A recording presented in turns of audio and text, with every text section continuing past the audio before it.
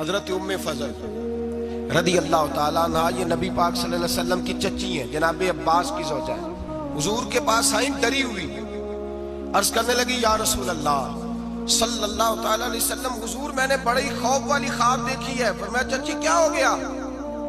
عرض کی یا رسول اللہ صلی اللہ علیہ وسلم، آپ کے وجود کا گوشت کا ٹکڑا کٹ کے میری جھولی میں آ گیا، میں بڑی پریشان ہوں۔ اللہ کے رسول سن کے مسکرائے، فرمایا یہ پریشانی والی خواب تو نہیں، تو خوشی والی خواب ہے۔ کہا یا رسول اللہ کیا خوشی؟ فرمایا میری فاطمہ کو اللہ بیٹا دے گا اور وہ تیری گود میں کھیلا کرے گا۔ اللہ میری فاطمہ کو بیٹا دے گا، وہ تیری گود میں کھیلے گا۔ امام حسن پیدا ہوئے، میرے رسول پاک نے پیدا ہوتے ہی کان میں اذان دی اور فرمایا چچی کو تو بلاؤ، حاضر ہوئی۔ فرمایا یہ لو، اللہ نے تمہارا خواب پورا فرما دیا ہے۔ نبی کریم صلی اللہ تعالیٰ علیہ وسلم نے فرمایا رات میں نے خواب دیکھی ہے۔ حضور فرماتے ہیں میں نے خواب دیکھی۔ حضور کیا؟ فرمایا لوگوں نے قمیضیں پہنی ہیں، کسی کی قمیض پیٹ تک ہے، کسی کی سرین تک ہے، کسی کی گھٹنوں کے نیچے تک ہے۔ عمر میں نے تمہیں دیکھا ہے، اتنی لمبی قمیض پہنی ہوئی تھی کہ تمہاری ٹخنوں تک جا رہی تھی، پیروں تک۔ حضرت عمر پریشان ہو، حضور کیا تعبیر ہے اس خواب کی؟ تو میرے مصطفیٰ کریم نے فرمایا خوش ہو جا، اس کی تعبیر یہ ہے کہ کسی کا دین یہاں تک ہے، کسی کا یہاں تک ہے، تو سارا ہی دین میں لپٹا ہوا ہے، تو سارا دین میں لپٹا ہوا ہے۔ یہ تعبیر ہے اس خواب۔ اب سنیں حدیث، اذان پڑھی جاتی ہے مسجدوں میں 5 وقت الحمدللہ۔ جب جماعت فرض ہوئی تو نبی پاک نے فرمایا لوگوں کو بلانے کیسے ہے بھائی نماز کے لیے؟ ایک صحابی نے مشورہ دیا یا رسول اللہ خشک گھاس، آپ یہ ابھی فصل آئے گی مونجی کی تو اس کے ساتھ وہ جو کیا پرالی کہتے ہیں اپنی زبان میں، وہ جب خشک ہو جاتی ہے نا اس کو آگ لگائیں تو آگ کا لاوا ذرا اونچا جاتا ہے، اونچا۔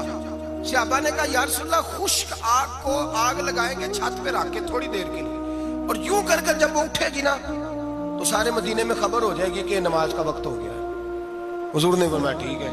ایک صحابی کہنے لگے یا رسول اللہ صلی اللہ علیہ وسلم اونچا تف رکھ کے زور سے 1-2 دفعہ بجائیں گے، لوگوں کو پتا مختلف باتیں۔ اللہ کے رسول نے فرمایا جاؤ سو جاؤ، سویرے آؤ گے پھر مشورہ کریں گے کیا کرنا ہے۔ اور مالک بھی دیکھے کتنا کریم ہے، جو جماعت کا حکم بھیج سکتا ہے وہ اذان کا نہیں بھیج سکتا، لیکن وہ کہتا ہے لوگ کہیں میرے مصطفیٰ کا دروازہ چھوڑ نہ جائے۔ فرماتا ہے جاؤ میں نے نماز فرض کر دی ہے، طریقہ بھی میرا نبی بتائے گا اور اذان کے سلیقے بھی میرے مصطفیٰ ہی سکھائے گا۔ سویرے صحابہ اٹھ کے آئے تو حضرت عمر فاروق آئے، کہنے لگے حضور میں نے خواب دیکھی ہے۔ حضور نے فرمایا تم نے بھی دیکھی ہے اور بھی کئیوں نے دیکھی ہے۔ یا رسول اللہ کیا؟ فرمایا چلو سناؤ۔ ایک صحابی اٹھے کہنے لگے حضور میں نے خواب دیکھی ہے کہ میں ایک بندہ کانوں میں انگلیاں لے کے کھڑا ہے اور کعبے کی طرف منہ کر کے کہہ رہا ہے اللہ اکبر اللہ اکبر اشہد ان لا الہ الا اللہ اشہد ان محمد رسول اللہ حی علی الصلاۃ حی علی وہ یہ کلمات پکار رہا ہے۔ حضور نے فرمایا چل تو بھی سنا۔ کہنے لگا حضور سنانا کیا ہے؟ یہ جو اس نے دیکھا ہے وہی میں نے دیکھا ہے۔ تیسرے سے کہا تو بھی سنا۔ کہا حضور جو اس نے دیکھا ہے وہی میں نے دیکھا ہے۔ چوتھے سے کہا حضور میں نے بھی یہی دیکھا ہے۔ فرمایا تم نے دیکھا نہیں، یہ میرے رب نے تمہیں دکھایا ہے، یہ اللہ نے تمہیں دکھایا ہے۔ فرمایا اب نہ آگ جلے گی نہ یہاں کچھ اور ہوگا، بلکہ میرا بلال چبارے پہ چڑھا کرے گا، مینارے پہ کھڑا ہوا کرے گا، اللہ کا نام بھی پکارے گا اور میرے ترانے بھی پڑھا کرے گا۔ اب اذان ہوگی اور قیامت تک اذان جاری۔ تو اذان کس سے ثابت ہوئی؟ صحابہ کی خواب سے۔ کہاں سے آئی؟ صحابہ کی۔ تو دین میں اگر خواب کوئی اہمیت ہی نہیں رکھتا، اتنا بڑا کام خواب کے ذریعے ہو گیا، تو میرے بھائی خواب کی حیثیت ہے، خواب کو سمجھیں۔ امام سخاوی نے لکھا ہے، علامہ سبوری نے لکھا ہے، مولا علی شیر خدا کرم اللہ تعالی وجہ الکریم، آپ فرماتے ہیں بڑا دیر ہو گئی حضور کے وصال ظاہری کو، کئی سال بیت گئے، لنگ کئی مہینے تے برس گئے، تیری دید نو دیدے ہی ترس گئے۔ فرماتے ہیں دل کرتا تھا حضور کا جلوہ نظر آئے۔ دور تھا حضرت عمر کا، میں درود پڑھتے پڑھتے سو گیا، مجھے خواب میں رسول پاک کا دیدار نصیب ہوا، اور دیدار اس طرح نصیب ہوا کہ اللہ کے رسول فجر کی نماز پڑھا رہے ہیں، میں پیچھے نماز پڑھ رہا ہوں اور پہلی صف میں 21ویں نمبر پہ میں کھڑا ہوں۔ نبی کریم علیہ السلام نے نماز پڑھائی تو مزہ آ گیا۔ نماز کے بعد حضور نے غلاموں کی طرف رخ پھیرا، ایک کھجوروں کا ٹوکرا آیا، اللہ کے رسول کھجوریں نکال نکال کے تقسیم کرنے لگے، 20 صحابہ کو دی تو 21واں نمبر میرا بھی آیا۔ حضرت علی کہتے ہیں میں خواب دیکھ رہا ہوں، خواب میری وچ ماہی آیا تے میں گل وچ پا لئیاں باواں، ڈر دی ماری اکھ بھی نہ کھولا کتے پھر بچھڑ نہ جاواں. کہتے میں نے دیکھا حضور نے کھجور اٹھائی, اس کو صاف کیا, مجھے دی.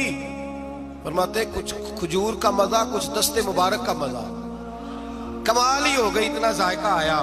حضرت علی فرماتے ہیں دل بڑا کرتا تھا کہ ایک کھجور اور مل جائے, پر سب کو ایک ایک ملی تھی, میں نے مطالبہ نہیں کیا.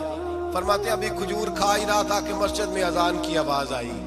میرے دل سے ہاں نکلی کہ یار کبھی تو ٹھہر جاتا نا تھوڑی دیر, کبھی ٹھہر جاتا نا, ذرا ٹھہر جا مؤذن, میرا دل دہل رہا ہے, تو ذرا ٹھہر جاتا. کہتے اٹھا, وضو کیا, سنت پڑھی, بوجھل قدموں سے مسجد گیا, پہلی صف میں کونے میں بیٹھ گیا. مکبر نے اقامت کہی, عمر مصلی پہ کھڑے ہوئے. کہتے میں چونکا اس وقت جب عمر فاروق نے بھی وہی صورتیں شروع کر دی جو رات خواب میں رسول پاک نے پڑھی تھی. میں بڑا حیران ہوا, نماز مکمل کر کے عمر بھی اسی طرح دیوار سے ٹیک لگا کے صحابہ کی طرف منہ کر کے بیٹھے جیسے نبی پاک بیٹھے تھے. حد ہو گئی کہ کھجوروں کا ٹوکرا بھی آ گیا. کہتے فاروق اعظم بانٹنے بھی لگے, 21واں نمبر میرا بھی لگ گیا.